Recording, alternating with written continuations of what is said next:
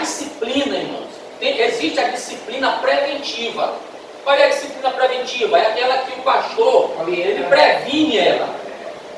Ele previne por meio do que? Da Bíblia, da palavra. Pregando a Bíblia. Pregando a Bíblia, eu tento incentivar o irmão a não pecar, a andar em santidade, a andar de acordo com a vontade de Deus. Se chama disciplina preventiva. Só que depois que o irmão peca, que o irmão comete um erro, aí vem a disciplina punitiva, para que os que souberam do que ele fez, saibam que a igreja não concorda com o que ele fez, e disciplinou ele, afastou ele das funções que ele exercia, e ele agora está só no banco, participando dos cursos. A questão da disciplina, irmãos, tem um pastor que usa a disciplina como arma. Disciplina não é arma de pastor. Disciplina não é arma de pastor, porque às vezes o pastor, ele pode usar disciplina para desabafar, entendeu? Para expor o irmão, para expor a irmã. Disciplina, ela não deve ser de forma nenhuma para matar o irmão. Não. A disciplina é terapêutica. É para ajudar o irmão. Certo? Não é arma de pastor. E tem outro detalhe, o irmão que pecou, se ele sabe que o pecado dele se tornou público, ele tem que aceitar a disciplina de forma pública. Claro, porque na disciplina não deve haver imparcialidade. Todos têm que ser tratados igual.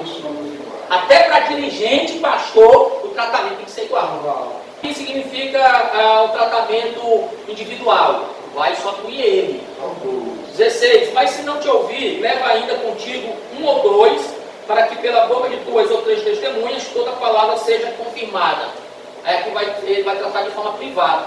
Primeiro individual, agora de forma privada, só com alguns irmãos, não com todos, com alguns, certo? Pessoas sinceras, pessoas crentes, porque às vezes tu leva um fofoqueiro para tratar o assunto com tal irmão, aí aquele fofoqueiro que estava contigo lá naquela casa, quando sair de lá, ele vai espalhar. Ele vai espalhar. Entendeu? E às vezes o irmão confessa algo para o pastor, e o pastor também não sabe guardar segredo. Para quem não deveria falar, ele fala. Aí aquilo que era tratado no privado, vai se tornar público. Vai se tornar público porque o pastor falou que não deveria falar, e falou para alguém que não deveria falar. E se não as escutar, diz-o à igreja. Agora aqui vai se tornar público. Diz-o à igreja. A disciplina, ela tem que ser comunicada primeiramente a quem vai ser disciplinado. Ele comunica o irmão que ele vai ser disciplinado. Comunique ele que ele vai ser disciplinado porque ele não está andando de acordo com a Bíblia. Aí sim, traz a disciplina dele para a igreja e disciplina ele perante a igreja. Pessoas que pecam numa igreja, numa congregação, e saem dali e vão para outra, tentando fugir da disciplina. Está errado. O camarada que sai de uma igreja, ele pega numa denominação, numa congregação, e sai dali para ir para outra, para não receber a disciplina naquela, ou para fugir da disciplina, ele continua com o mesmo pecado, continua no mesmo erro, e pode parar no inferno. Tem pessoas, Jonathan, que sai da igreja e vai para outra, para ele não deixar de pregar, para ele não deixar de ser o profeta, para ele não deixar de ser o pregador. Mas só que ele vai com ele e não confessa. Não confessa. É o seguinte, que se eu estou na igreja, se eu cometo um pecado, se eu errei, eu tenho que aceitar a disciplina. Eu tenho que aceitar a disciplina. Se eu estou aqui, eu entendo que isso aqui é de Deus, que a igreja é de Deus, que quem comprou ela foi Cristo. Eu não posso ficar nela de qualquer forma. Se você vier para a igreja, você tem que querer transformação. Tem que mudar. Tem que mudar. No meio do arraial de Israel, alguém leproso, ele não podia ficar no meio do povo. O sacerdote vinha, avaliava ele, analisava se ele está com lepra. Deixa ele separado do arraial, deixa ele até ele se curar. Depois que ele se recuperava, se curava, ele voltava a ser disciplina. Quando o camarada é disciplinado, irmão, ele é afastado dos cargos. Não tem como ele estar disciplinado e estar regendo o local. Que moral ele vai ter? Que moral o pastor vai ter se ele errou, ele está afastado da convenção, continua na frente da igreja? Não tem moral. Ele falou de Davi, falou de Pedro. Primeiro, Davi é Antigo Testamento, tem nada a ver com a igreja. A igreja não é nem mencionada no Antigo Testamento, nenhum profeta de forma direta. Pronto, igreja e Israel é totalmente diferente.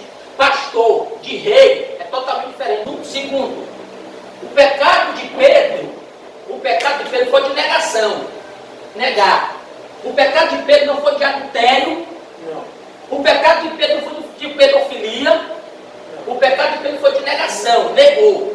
Jesus perdoou ele. Entendeu?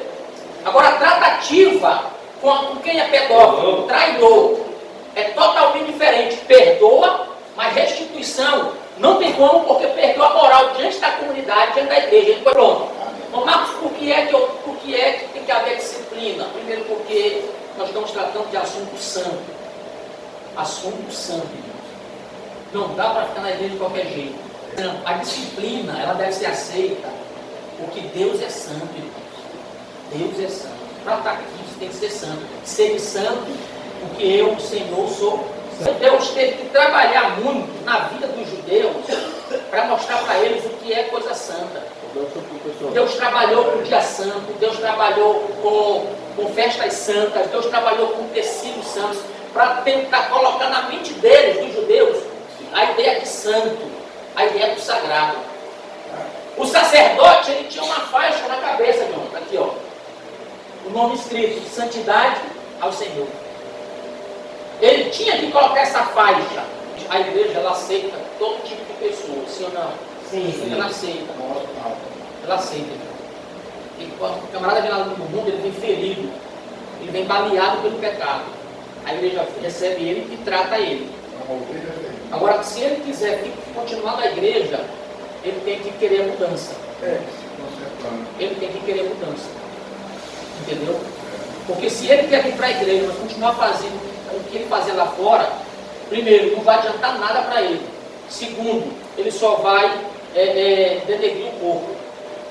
Ele só vai causar escândalo na igreja. Ele só vai tornar a igreja mal falada lá fora. Tem muitos atores por aí, cantores famosos, que estão dizendo que são cristãos agora, que frequentam a igreja, mas continuam praticando a mesma coisa que faziam. Na mesma prática. Na mesma prática. Se quiser vir para a igreja, tem que ser santo. Porque a igreja é um lugar santo. A igreja é santa. Deus é santo. Aqueles que fazem parte da igreja são santos.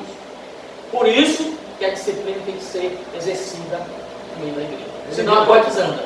Primeiro, o propósito da disciplina bíblica não é para expor o irmão. Tá? Não é para escandalizar o irmão. Não é para matar o irmão. A disciplina, ela é terapêutica, é para ajudar o irmão, para que o irmão veja, para que o irmão, quando for disciplinado, afastado dos cargos, ele sinta a necessidade da igreja, a necessidade do que ele fazia, ele sinta isso. E outra coisa, o irmão disciplinado, irmãos, ele não pode ser esquecido pela igreja. Se ele foi disciplinado, ele tem que ser acompanhado, visitado, amado. Os irmãos podem visitá-lo, ler a Bíblia para ele, continuar cantando com ele. Ele está disciplinado, ele não é do mundo. Ele está ferido, ele quer ajuda. E nesse momento aí acontece o que o Jota falou. Muitos são disciplinados e não voltam mais para a igreja, desviam. Porque parece que ele está desviado. Não, ele não está desviado. Ele já está disciplinado. Tem pessoas que são disciplinadas, mas continuam vindo para o culto. Continua vindo para as reuniões, adorando a Deus, glorificando a Deus, porque ele quer ser crente, mas foi só um vacilo. Uma coisa é você cair no caminho, outra coisa é você sair do caminho. O irmão, ele só caiu no caminho, é um soldado ferido. Um soldado que foi ferido pelo pecado, pelo adultério, está ferido. Então a disciplina, quando ela é feita com amor, ela é bem feita. Está fazendo bem. É o bem. É o bem que você está fazendo. É o bem que você está fazendo. A igreja corrige porque a igreja ama. E o pai ama. O pastor disciplina porque o pastor ama. Essa é a verdade. E muitas vezes a disciplina punitiva, corretiva, ela não resolve, às vezes porque a disciplina cirúrgica. Olha, cirúrgica.